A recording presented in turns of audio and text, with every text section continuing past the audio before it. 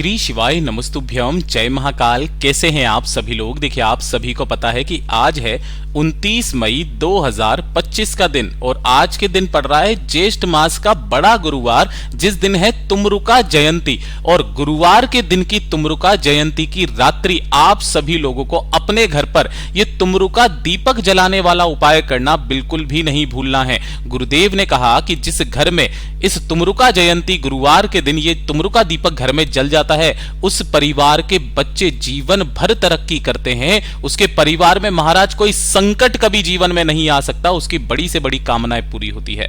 पूज्य गुरु जी की कथा से सुन करके और समझ करके पूरे उपाय को बहुत आसान भाषा में आप सभी लोगों को बताऊंगा, परंतु उससे पहले आप सबसे एक छोटी सी प्रार्थना करूंगा कि जो लोग पहली बार आए हैं चैनल को सब्सक्राइब जरूर कीजिएगा और वीडियो को लाइक करके देव आदिदेव महादेव का कोई सा भी प्यारा नाम कमेंट बॉक्स में लिखना मत भूलिएगा। साथ ही साथ तुमरुका महादेव का नाम जरूर लिखिएगा। इस पूरे वीडियो में हम 4 महा उपायों के बारे में बात करेंगे जो कि आपको आज रात्रि के समय करने हैं, तो ध्यान से सुनना और समझना। सबसे पहले बात करते हैं हमारे पहले वाले उपाय की। देखिए, पहला वाला जो उपाय होगा वो आपको तुमरुका दीपक जलाने वाला उपाय करना है। गुरुदेव ने इसके 2 क्रम बताए हैं। पहला क्रम के बारे में अगर हम लोग बात करें तो वो किसके लिए होगा कि अगर आपके घर में बिल्कुल भी सुख शांति नहीं है ना, मतलब आपके घर में क्लेश बहुत ज्यादा रहता है, छोटी छोटी सी बातों पर लड़ाई झगड़ा होने लग जाता है, धन की आवक सी रुक गई है, बने बनाए कार्य आपके बिगड़ने लग जाते हैं, किसी की उन्नति नहीं हो रही, परिवार में तरक्की नहीं हो रही है, परिवार की सत्ता में कमी आ रखी है, वैभव नहीं बढ़ रहा है।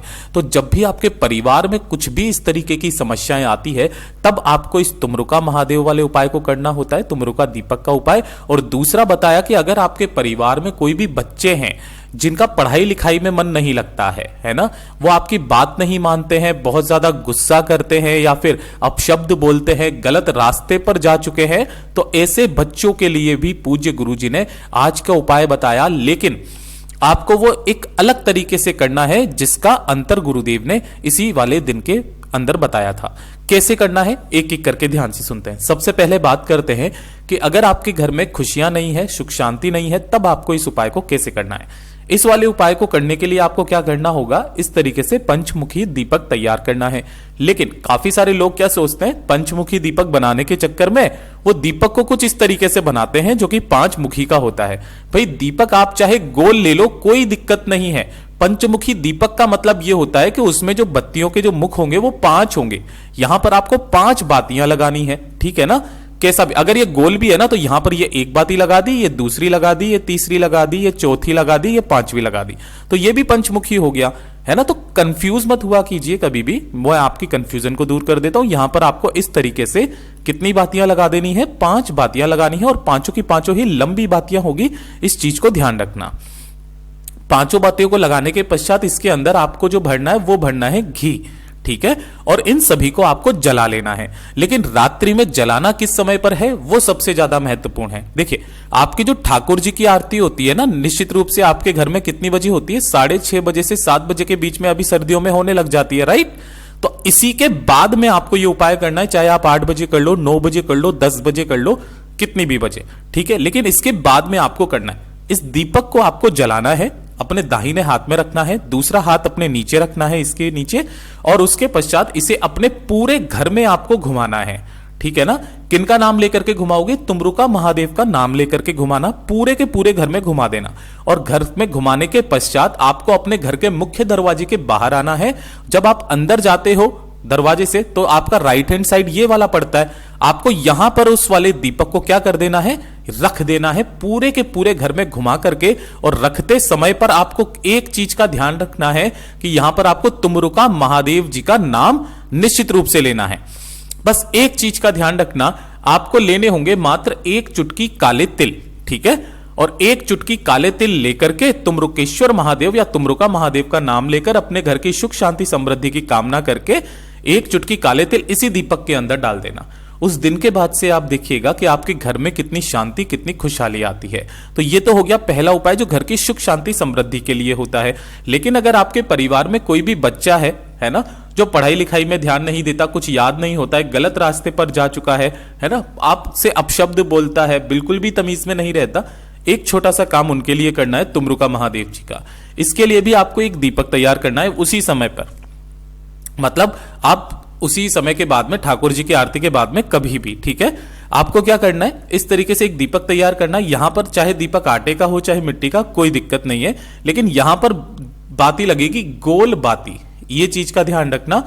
और इसके भी अंदर आपको घी भरना है और एक चुटकी ही काले तिल लेना है, ठीक है। शाम के समय पर आपको करना क्या है, ये एक चुटकी काले तिल कोई भी आपके परिवार का है ना, अपने दाहिने हाथ की मुट्ठी में लेना और एक चुटकी काले तिलों को आपको इस बच्चे के, जिसके लिए भी आप उपाय कर रहे हो, उसके सिर पर से 21 बार आपको उतारा कर लेना है, मतलब घुमा लेना है। उन जो काले तिल लिए हैं उन्हें 21 बार उतार लेना, ठीक है। और 21 बार उतार लेने के पश्चात जब आप यहां पर उतारेंगे तब आपको तिथि बोलना है, बच्चे का नाम और गोत्र बोलना है। पहले नाम गोत्र बोल देना, फिर तिथि बोल देना, फिर वार बोल देना। जो भी तिथि चल रही है, जैसे कि कृष्ण पक्ष की तृतीया तिथि है, इस तरीके से, ठीक है। पौष मास कृष्ण पक्ष तृतीया तिथि, नाम गोत्र वार बोल करके।